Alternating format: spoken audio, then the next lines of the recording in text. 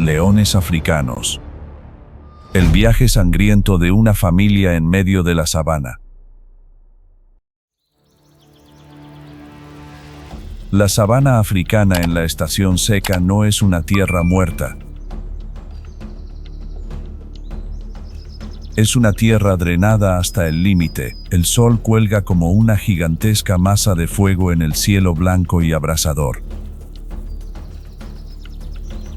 La hierba está amarillenta, quebradiza y afilada como finas cuchillas. El viento caliente barre la llanura, levantando polvo fino en largas franjas que cubren los troncos de los árboles. El suelo e incluso las huellas aún frescas de las manadas que acaban de pasar. Los pequeños charcos se encogen día tras día. Los ríos todavía corren, pero el agua está más baja, más estrecha y más peligrosa. Este es el momento más cruel de la sabana. En medio de aquella tierra reseca y agrietada, una familia de leones descansa bajo la sombra de una vieja acacia espinosa. La manada no es grande. Unas cuantas leonas, junto a ellas las crías, y 2 leones machos adultos con una melena oscura que les cubre el cuello como una armadura, no cazan al mediodía. La temperatura es demasiado alta, los músculos se calientan rápido, la respiración se vuelve más agitada, y basta una persecución fallida para desperdiciar energía de forma inútil. Por eso toda la manada permanece inmóvil,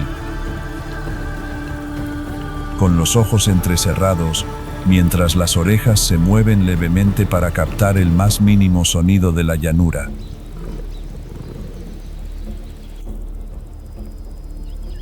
Desde lejos, aquello parece paz, pero en la sabana africana, la paz suele ser solo el silencio entre 2 tormentas.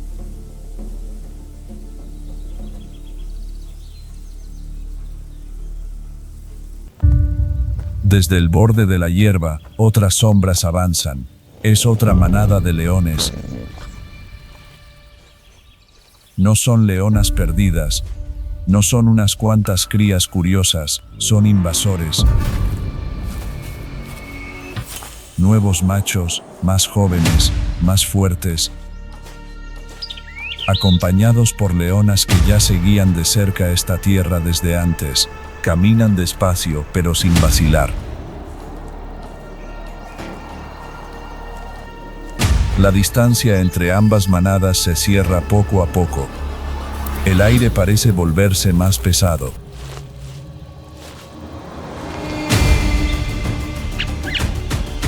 Las leonas de la vieja manada se levantan primero, giran la cabeza hacia los extraños. Tensan el cuerpo y entreabren la boca para probar el olor del viento.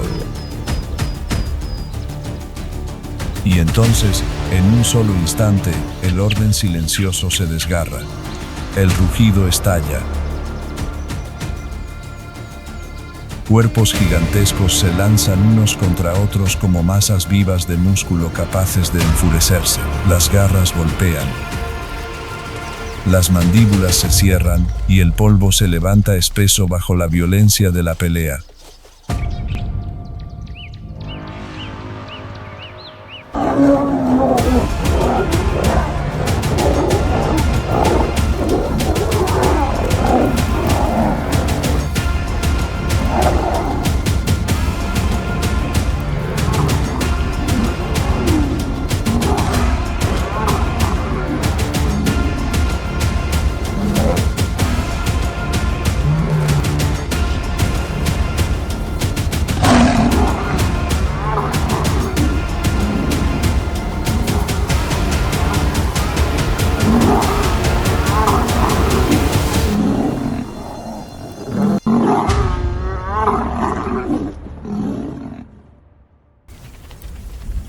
Al final, llega el momento decisivo. El macho dominante de la vieja manada retrocede ante la fuerza de la coalición más joven. no porque quiera huir, sino porque entiende que, si continúa, toda la manada puede ser aniquilada. Las leonas se dan vuelta y llaman a las crías para retirarse.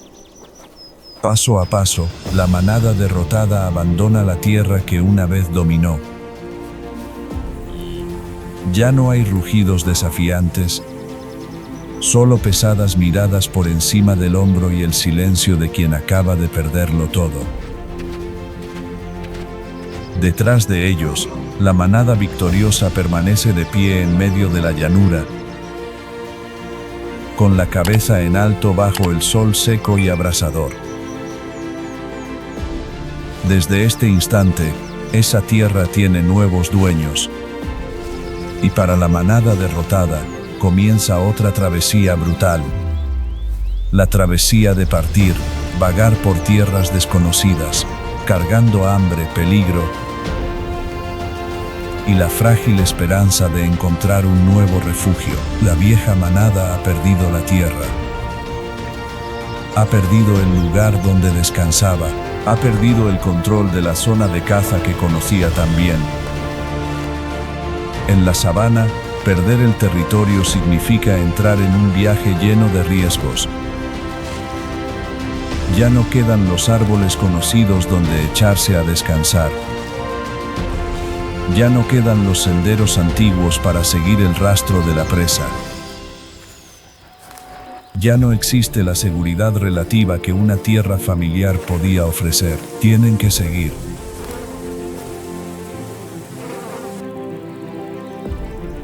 Delante hay un río. En la estación seca, el agua no es tan ancha como en la temporada de lluvias, pero precisamente por eso es aún más peligrosa. Las dos orillas se estrechan, los puntos de bajada quedan expuestos, y los depredadores al acecho saben exactamente dónde pondrá la presa las patas, bajo la superficie turbia.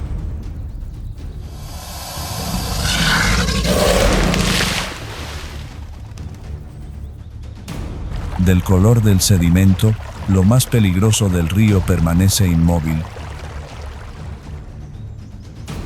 El cocodrilo del Nilo es la especie de cocodrilo más grande de África.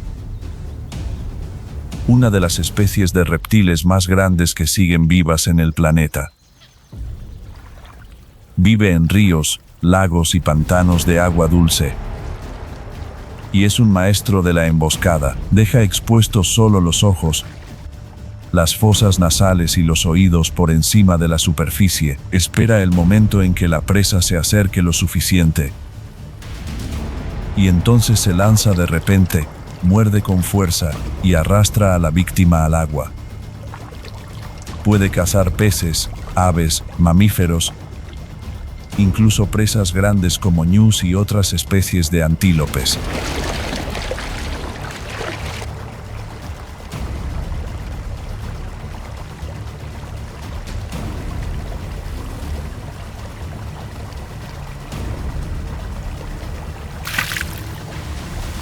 La manada se detiene en la orilla. Las leonas bajan primero, tanteando. El agua es fría y oscura. El barro bajo las patas es blando, resbaladizo, fácil para hacerles perder el equilibrio. El león macho va el último, sin apartar la vista de la superficie. Sabe que allá abajo puede haber algo esperando. Entonces toda la manada empieza a nadar. La mitad del cuerpo se hunde, y solo la cabeza y los hombros quedan por encima del agua.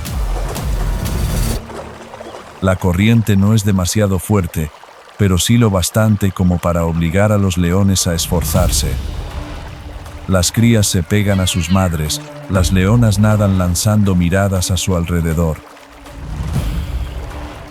La superficie parece tranquila hasta que explota.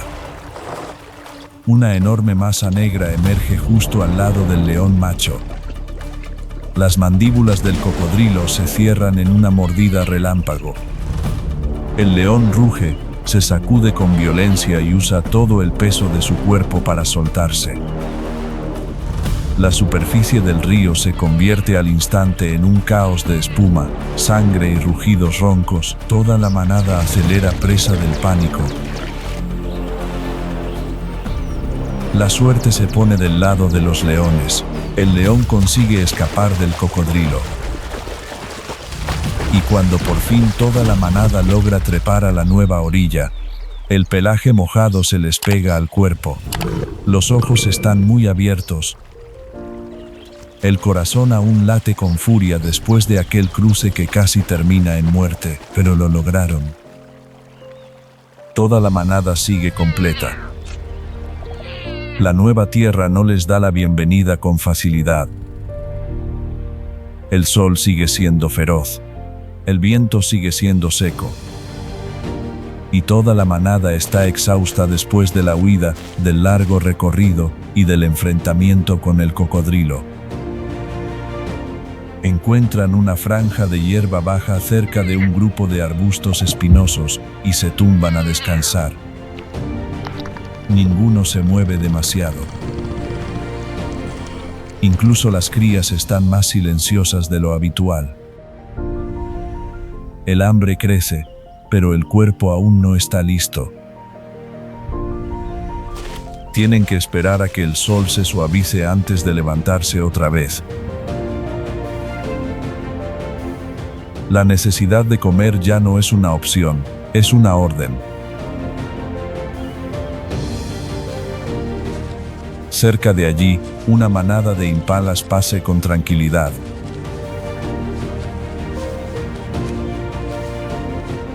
Son uno de los grupos de antílopes más comunes de la sabana, rápidos, ágiles y extremadamente vigilantes.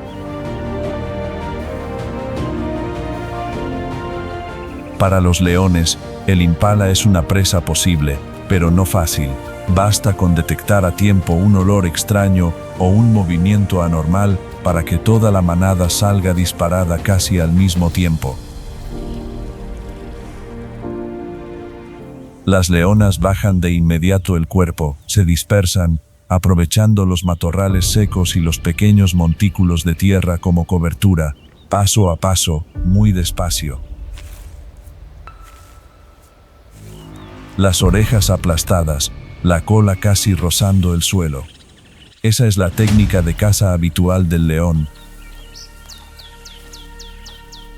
No depender de la velocidad en largas distancias, sino acercarse lo máximo posible y luego lanzarse de repente en un trayecto corto y violento. En terreno abierto, las leonas suelen coordinarse para sembrar el caos en la manada y separar a un individuo más débil o más lento. La distancia ya se ha reducido, todo parece perfecto. Pero en la sabana, el error a veces cabe en un solo instante. Una leona se mueve antes de tiempo, un impala levanta la cabeza justo en ese momento. Un segundo después, toda la manada de antílopes yergue las orejas.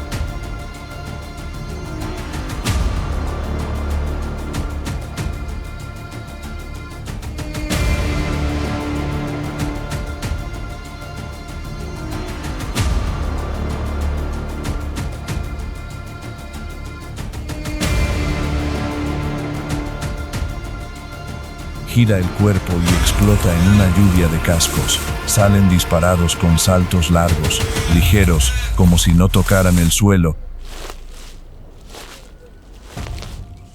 y desaparecen del campo abierto antes de que la manada de leones logre lanzarse. La cacería fracasa.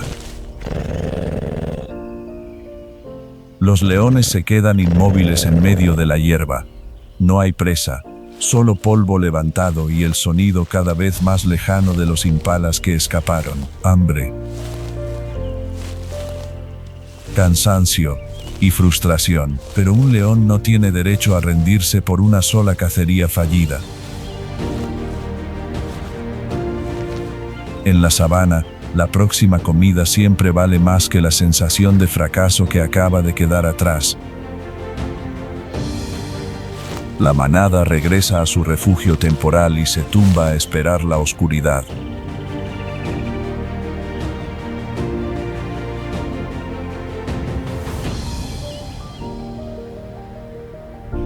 La noche cae despacio sobre la llanura. El cielo pasa del amarillo pálido al naranja rojizo y luego al violeta oscuro. El calor del día se atenúa, dejando paso a un viento nocturno más seco, pero más soportable para cazar. Es cuando los leones son más peligrosos. No necesitan ver tan claramente como de día, necesitan oscuridad, silencio y una distancia corta para lanzar el golpe decisivo. Toda la manada se pone en pie una vez más. Esta vez, el objetivo es más grande. A lo lejos, un grupo de ñus avanza por una zona de hierba baja, cerca de una franja de terreno hundido. El ñu es una de las principales presas del león en muchas regiones de la sabana, junto con las cebras, los antílopes y otros ungulados de tamaño mediano y grande. Son más fuertes que los impalas, más pesados, pero cuando se separan de la manada o quedan atrapados, todavía pueden caer ante el ataque coordinado de varios leones. La manada despliega la formación. 2 leonas rodean por la izquierda. Otra avanza junto al borde de la hierba alta a la derecha. El león macho viene detrás, como una sombra pesada, listo para abalanzarse cuando la presa quede inmovilizada. No hay llamada alguna, solo miradas rápidas y una coordinación forjada por el instinto y la experiencia. La distancia se cierra. Un ñu más joven, más lento, empieza a desviarse de la formación del grupo.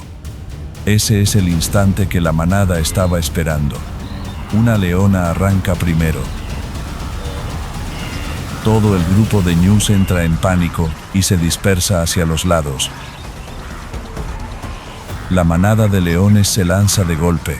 El forcejeo dura apenas unas decenas de segundos, pero es feroz. Cascos golpeando la tierra seca, respiraciones agitadas, rugidos contenidos, y al final, todo se calma.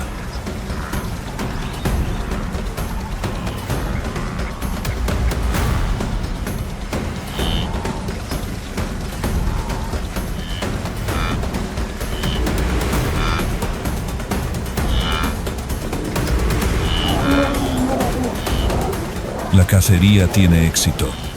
La manada de leones rodea a la presa mientras la oscuridad se hace más densa. El calor de la sangre aún es reciente. El olor a carne fresca se expande por la noche de la sabana. Después de un día siendo expulsados de su territorio, casi muriendo en el río, fallando en la caza de la tarde y arrastrando el hambre hasta la noche, por fin tienen comida, se abalanzan a comer. Como en cualquier manada de leones, la comida no es tranquila, se empujan, gruñen en voz baja, disputan las mejores partes de la carcasa. Después de una cacería, toda la manada suele cerrarse rápidamente en torno a la presa para comer, y otros carroñeros, como las hienas, siempre están listos para aprovechar la ocasión si detectan el olor de la sangre. Los leones también son famosos por disputar o robar presas a otros depredadores, y a la vez deben proteger su botín de los ladrones oportunistas. Y como dicta la ley de la sabana, ellos no son los únicos que han olido ese rastro. Desde el borde de la oscuridad resuenan carcajadas roncas. Las hienas no se lanzan de inmediato, rodean en silencio, bajas y obstinadas, con los ojos brillando en la noche. Aparece una, luego unas cuantas más. Saben que la manada de leones acaba de derribar una presa. También saben que, si esperan el momento justo, cuando los leones estén más saciados o más descuidados, surgirá la oportunidad de robar. Pero esta noche, la manada de leones no piensa ceder. El león macho alza la cabeza primero. Aún lleva sangre en el hocico. Ruge. Un sonido grave y pesado lanzado de lleno contra la oscuridad. Dos leonas también se apartan un paso de la carcasa y se vuelven hacia la manada de hienas. Las crías se recogen detrás. El aire queda tenso como una cuerda estirada al límite. Una hiena audaz se acerca un poco más. De inmediato, una leona sale disparada. No hace falta una persecución larga. Basta una sola arrancada corta para convertir la amenaza en realidad. La hiena se da la vuelta y huye. Las otras retroceden con ella. Siguen ahí, fuera de la luz de la luna y fuera del círculo de alimentación de los leones. Pero ninguna se atreve ya a acercarse demasiado. El intento de robo fracasa, y la noche de la sabana vuelve a llenarse con el sonido de la carne desgarrándose, de los huesos siendo roídos y de la respiración pesada de cuerpos agotados que, aún así, han sobrevivido un día más. Esta familia de leones ha perdido su territorio. Ha sido expulsada del lugar que conocía.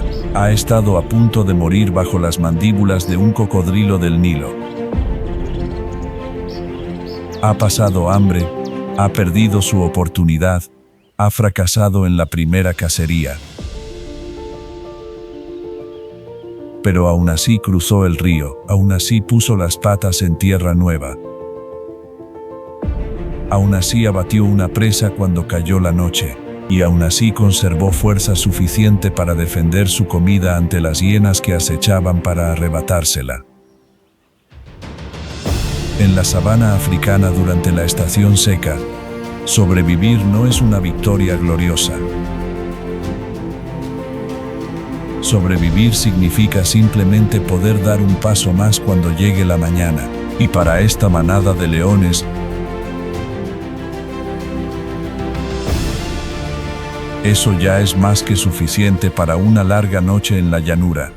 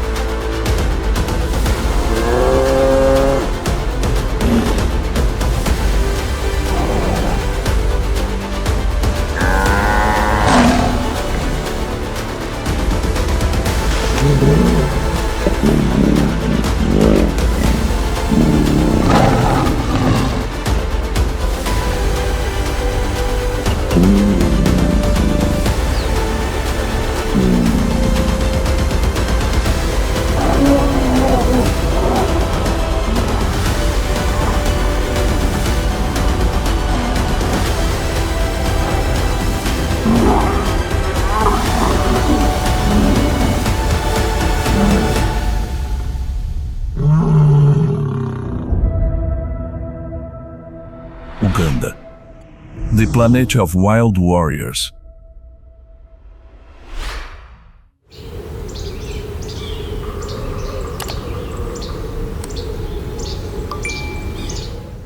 Uganda's dry season does not switch off a matter, it tightens it. In the southwest, the windy montane rainforest wears mist like a dark green cloak, so dense that light must fall in thin broken beams.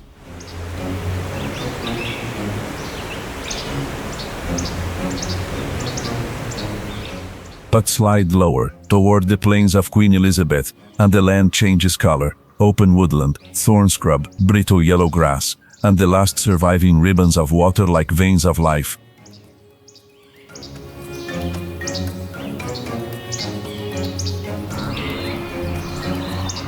Two worlds side by side, breathing the same seasonal rhythm: receding water, crisping grass, and every species forced to show itself at familiar rendezvous points.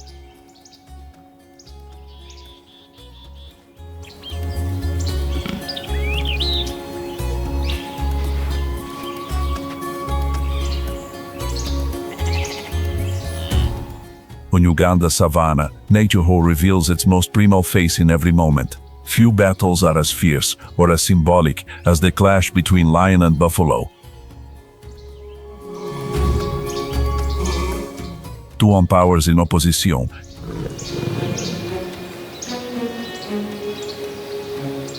Yet balanced with near perfection. Across the golden sea of grass, tension rises between two mighty forces. On one side, the lion, lord of the food chain, eyes cold as if it can predict every step.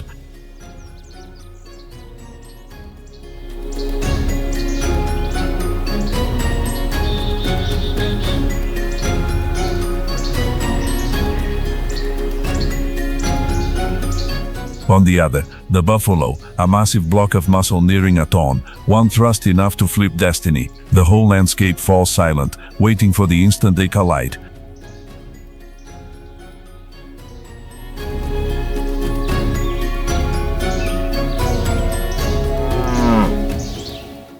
Buffalo move as a unit. In a blink, the herd locks into a tight defensive ring. Calves are pushed into the center.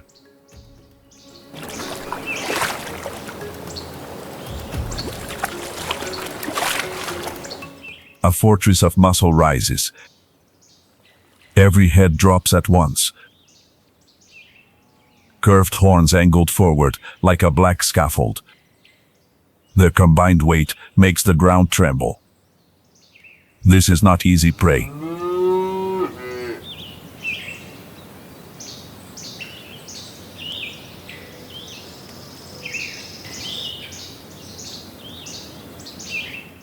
This is a living stronghold, ready to crush any reckless hunter. A single strike from a full-grown buffalo can send a lion flying.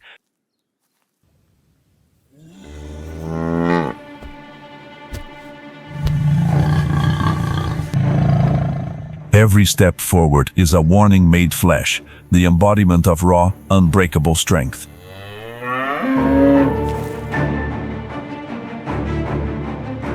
That is why hunting buffalo is always a high-risk gamble. One small mistake can leave a wound that refuses to heal.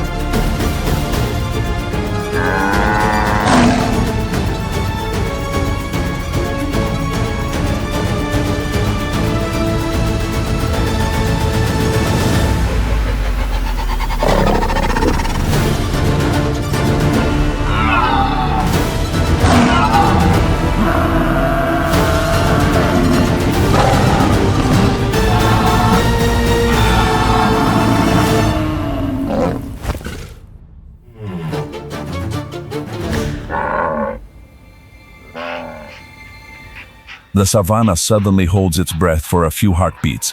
The wind stops, the earth waits. Lions understand better than almost any creature that victory demands not only strength, but clear-eyed intelligence. Survival instinct whispers that this fight is not worth it. And they withdraw, not out of fear, but because they know how to stay alive to hunt tomorrow.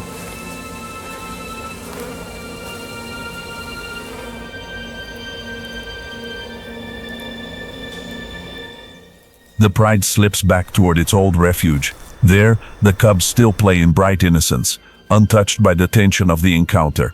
Through noisy games of chase and pounce, they sharpen the instincts that will one day decide everything. Quick reflexes, resilient bodies, and the social ardor of the pride. And one day, they too will be pulled into battles for survival.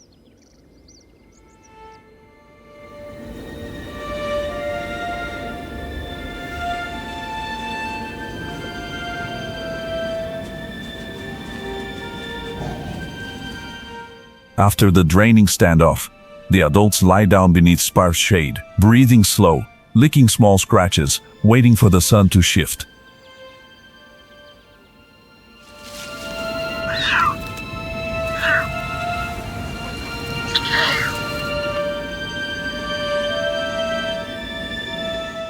Lions can sleep and rest through most of the day to conserve energy. When the heat is harsh and the land is dry, saving energy is survival.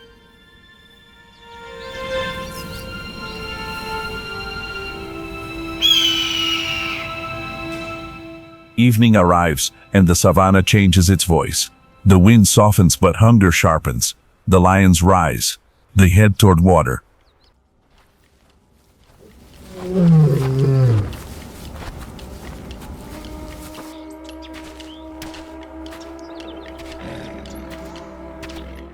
At a small remaining pool, a solitary hippopotamus rests.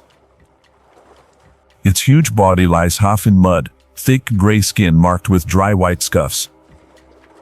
A creature that can reach 5 meters in length, weighing as much as a truck.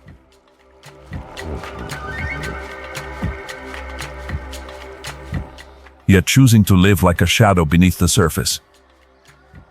By day it soaks in the river, lifting only eyes, ears, and nostrils like small floating buoys.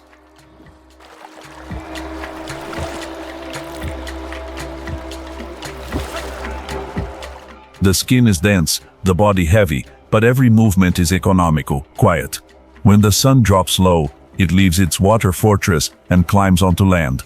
No longer a motionless boulder, the hippo becomes a tireless grazing machine, silently cutting through grass in the dark.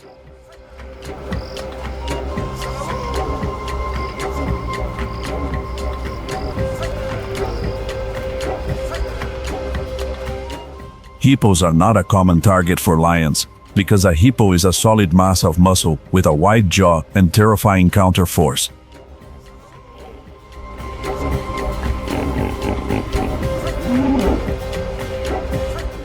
But alone is a dangerous word. In the dry season, water pulls everything closer, and isolation becomes a weakness.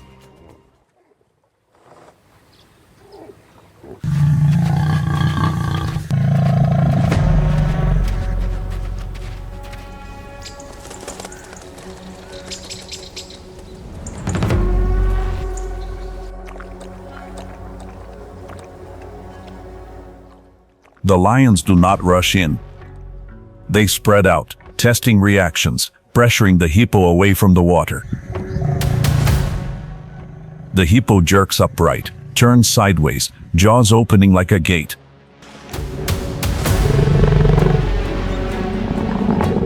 It threatens. But mud holds its feet, and the pool is too small for the full freedom of its usual power. The lions take turns darting in and breaking away, stretching the pressure, forcing the opponent to tire. Then comes a moment. The hippo misses a beat, and the pride seizes exactly that instant.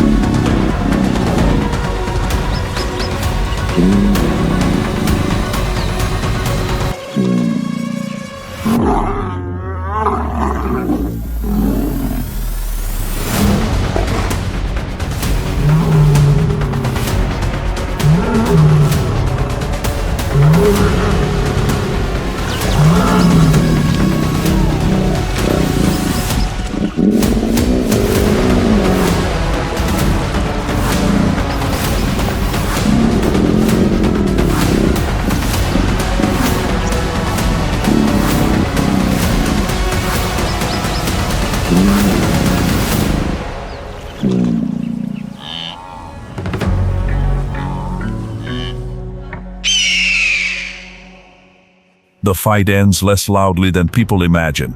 This time, the lions win.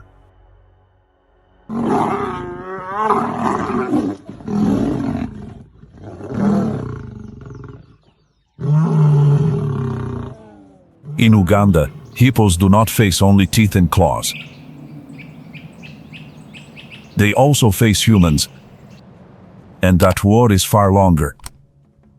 Poaching, the trade in hippo ivory, and the decline of freshwater habitats place heavy pressure on many populations. A National Geographic article citing a representative from the Uganda Wildlife Authority report that Uganda is estimated to have around 10,000 hippos, with about 3 missing in Murchison Falls, and a recorded downward trend, especially due to poaching and other pressures. The Uganda Wildlife Authority also emphasizes that hippos occur in many national parks with rivers and lakes, particularly in Queen Elizabeth around the Kazinga Channel.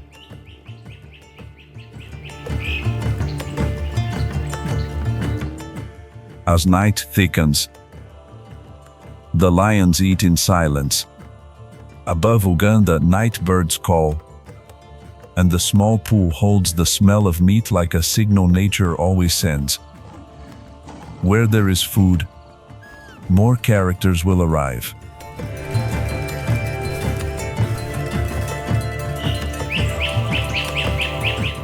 The next morning, the story shifts to something smaller, but stamped with a very Uganda signature: Fox's Weaver, Fox's Weaver.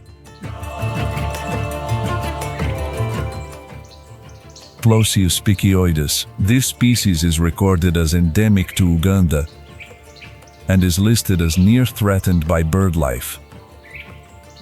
They are architects of grass.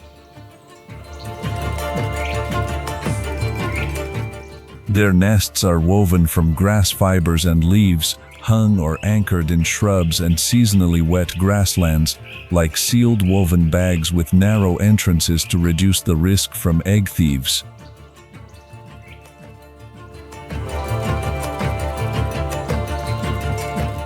But the dry season makes every roof fragile. Snakes are a natural threat, always able to follow scent and vibration toward a nest. Humans and livestock bring another kind of pressure. Changing grasslands, encroaching into wet areas, and especially burning grass and vegetation. A survey report by Nature Uganda on Fox's Weaver notes that fire and grass burning are major threats to the habitat, along with wetland drainage and grazing.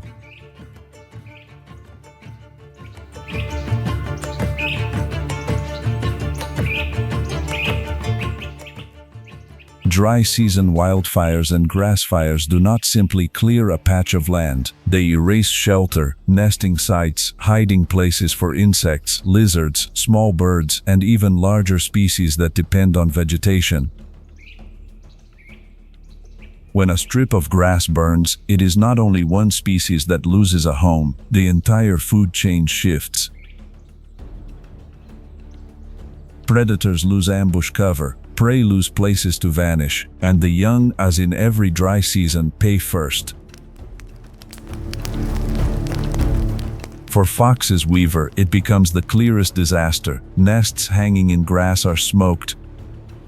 Dry fibers ignite fast, and an entire nesting area can be erased in an afternoon.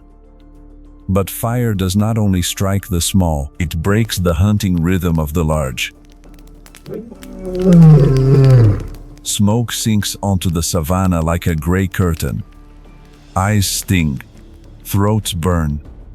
The smell of scorched grass mixes with dry mud and fear. Antelope herds change direction, funneling toward open edges near water.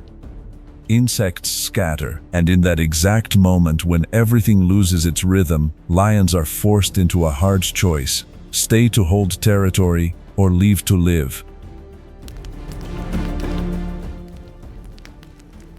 In the distant glow, two male lions meet at the edge of burning grass.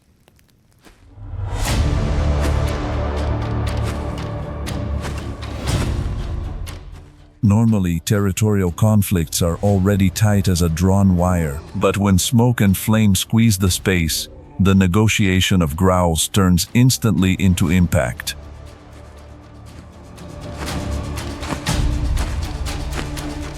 Manis rise, heavy bodies slam together.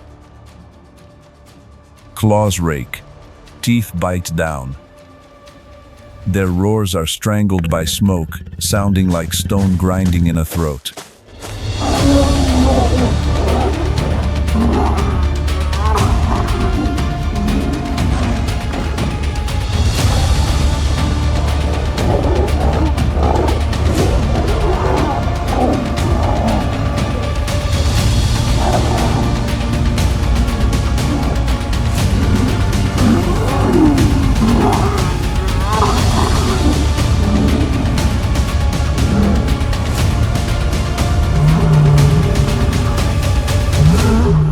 No one wants a long fight. A deep wound now is a sentence because fire will not wait for recovery.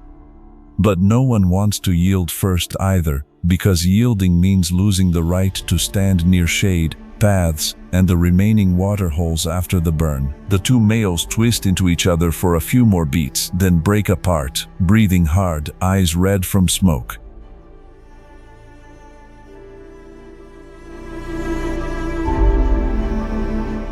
And right then, the wind shifts again.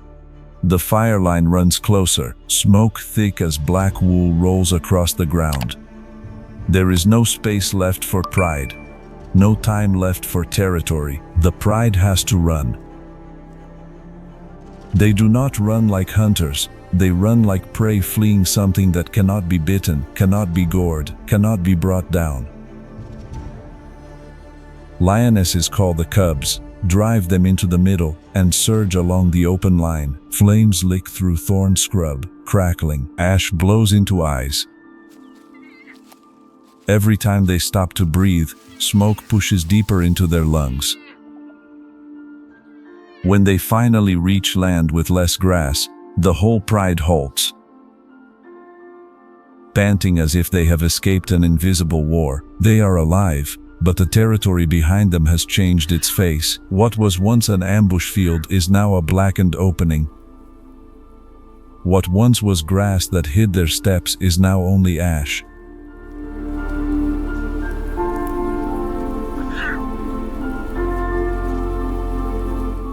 And that is the most frightening thing about dry season fire. It does not only burn plants, it burns strategies, it burns shelter, it burns the boundaries the entire ecosystem relies on to function. One fire can strip fox's weaver of nests, strip antelope of grazing, strip lions of cover, and force species into direct competition at the few remaining water points. In smoke and flame, nature has no winners, only ghoster. Only those who crocodile took revenge only in time, and those who do not.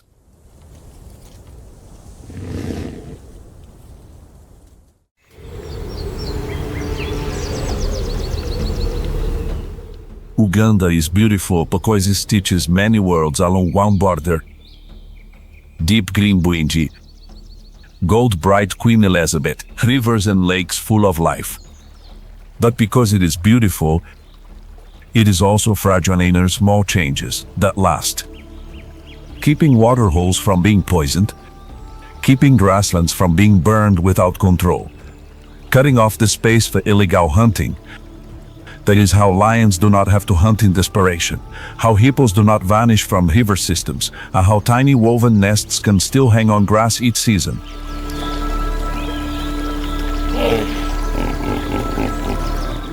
If one day the savanna feels quieter than usual, it is often not because nature has run out of stories. It is because we have, without meaning to, removed a few of its most important characters.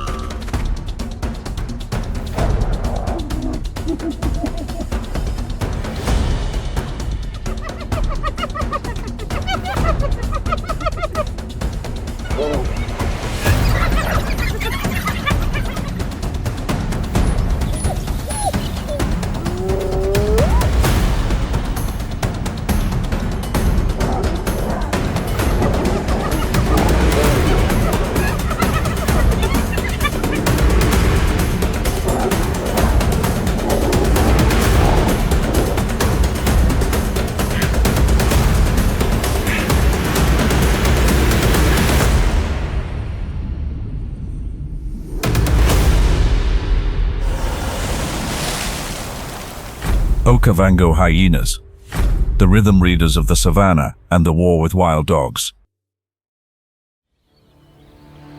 Hyenas are not chaotic the way the stereotype insists. What makes a hyena powerful is not the harsh, rasping laughter,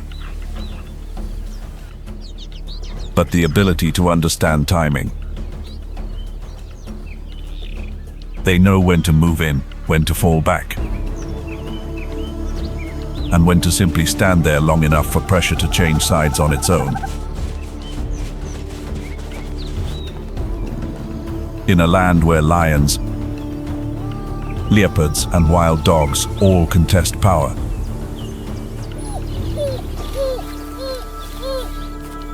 hyenas survive season after season. Not the fastest, not the strongest, but the most enduring. Inside the clan is a tight matriarchal structure. Females dominate. Rank is clear from childhood. That order is not for showing off strength, but so that when crisis arrives, not a single second is wasted on disorder. The dry season tightens its grip on the Okavango. Water withdraws from the channels, leaving the swamps shrinking into small pockets. Grass burns yellow. Prey are forced to crowd around the last water sources. And where prey concentrates, pressure concentrates. At the few remaining water holes, the hyena clan has taken position. Water is life for every creature, and hyenas know it, and their prey will come here too. Now their job is to prepare for a brutal hunt. In the distance, a herd of blue wildebeest is moving in slowly. With a weight of more than 250 kilograms, powerful shoulders, and impressive stamina, they are not easy prey for hyenas. And this time the clan sees an opening. A young wildebeest calf. As the wildebeest draw closer, the hyena clan surges forward. They run parallel, peel off to the edges, taking turns applying pressure, forcing the calf away from its mother and the herd.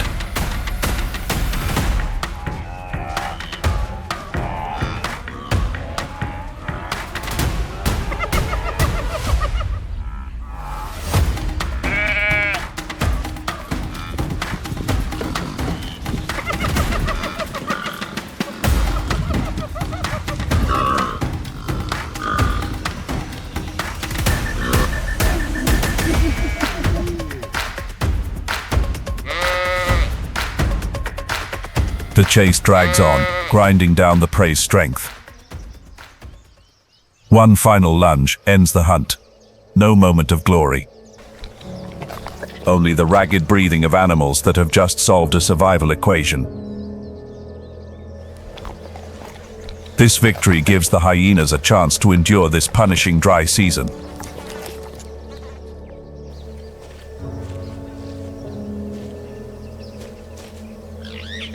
But the Okavango is not only hyenas. From the edge of the savanna, another formation appears.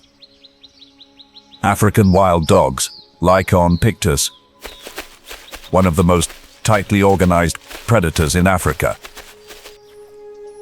Each individual weighs only about 20 to 30 kilograms, standing roughly 60 to 75 centimeters at the shoulder, lighter than a hyena, but a long body, tall legs, and a deep chest allow them to maintain high speed over distance. In short bursts, they can reach nearly 60 kilometers an hour. But their real strength is the ability to hold a relentless pace until the prey collapses. Their mottled coats are unique, no two individuals the same. Large ears like radar dishes catch every signal of movement in the grass. Unlike hyenas with a rigid matriarchal order, Wild dogs run on a dominant breeding pair, male and female, and the pack hunts like a single body. When they move, no individual breaks away for private instinct. Every motion serves the shared strategy. Put the two species side by side and the difference is obvious. Spotted hyenas are heavier, often reaching 60 to 80 kilograms. With crushing jaws and one of the strongest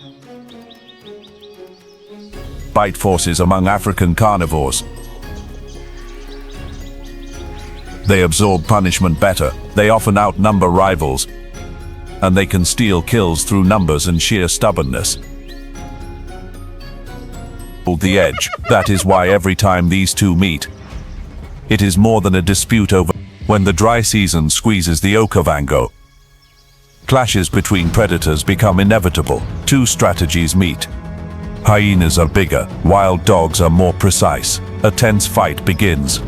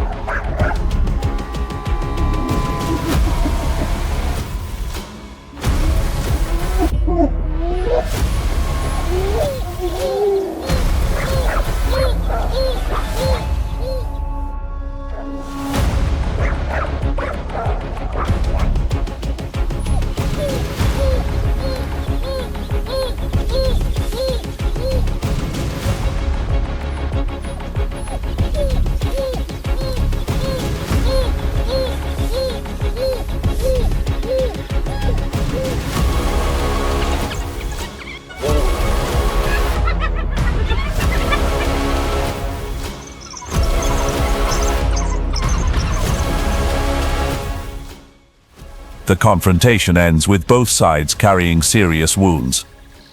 And to avoid further losses, the wild dogs pull away to find a more suitable target. When they arrive, the individuals that fed during the hunt begin to regurgitate. One group pressures the flank. Another swings wide to cut off escape. Impala leap and change direction constantly, reaching nearly 90 kilometers.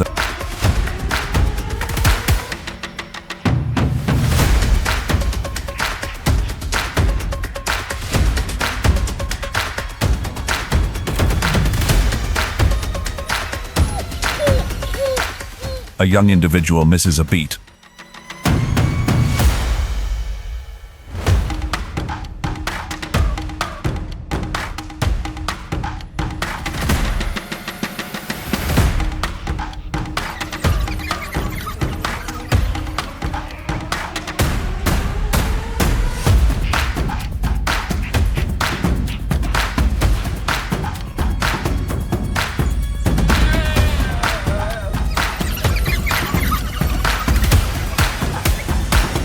The circle closes.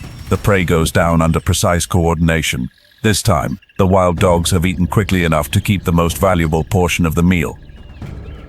They're like blue-gray stone masses hanging overhead. Midday burns. Then in the afternoon, the wind shifts, carrying the smell of damp earth. Storms arrive fast and heavy, striking straight down onto the savanna. Rain does not last all day. It falls like an ambush. And every time it falls, the grassland stirs a little more, as if the earth has just been shaken awake.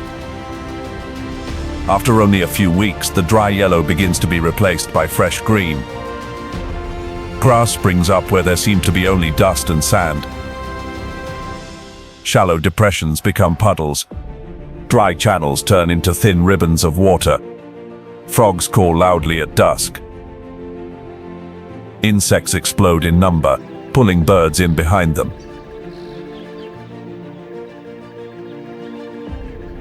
The unforgiving enters the green season. The season of life spreading faster than you can film it. As the grass rises green, prey spread out, food becomes more abundant. But competition does not vanish.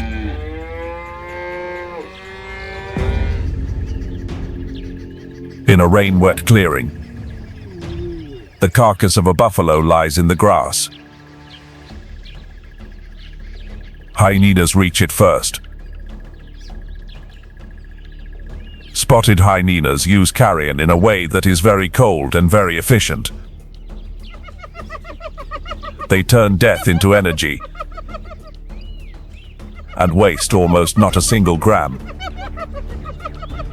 When an animal falls on the savanna,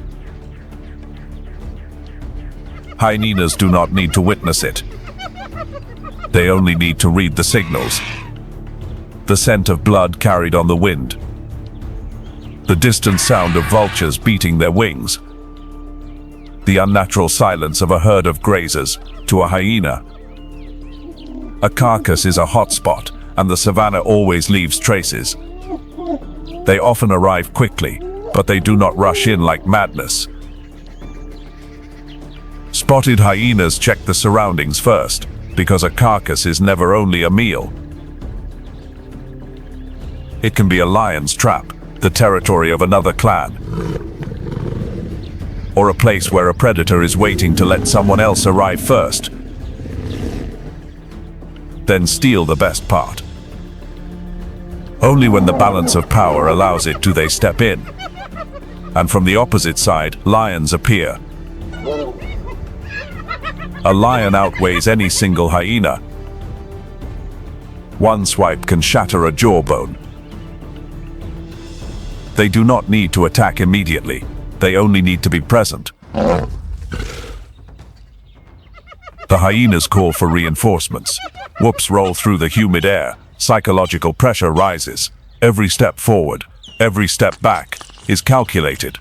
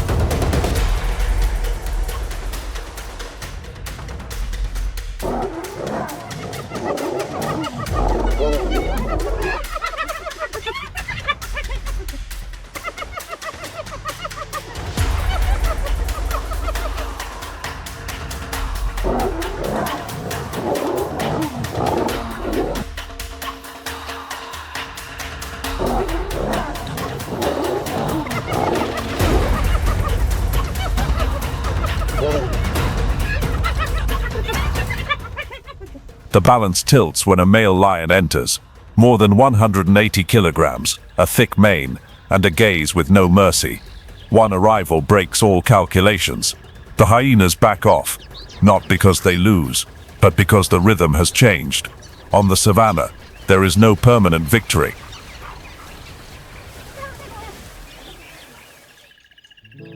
Only those patient enough to show up again and again. Hyenas rarely leave with everything, but they also rarely disappear completely.